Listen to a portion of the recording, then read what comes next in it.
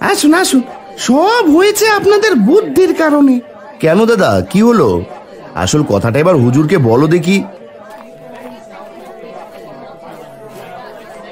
আমি বলছি কি হয়েছে। না না না না, এভাবে লোভ করে বেশি লাভের আশায় তো দেখছি নিজেরই লস হয়ে যাচ্ছে।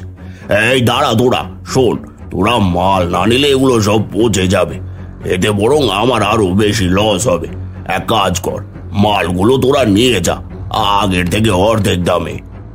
এসেছে এখন লাইনে, আমরা তো এটাই চাচ্ছিলাম গো মহাজন, সবাই যেন স্বল্প মূল্যে খেতে পারি।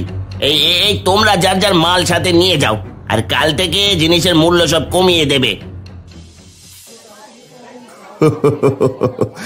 একদম উচিত হয়েছে। তা বাপু, এখন আলুর দাম কত করে? এই তো দাদা 80 টাকা করে।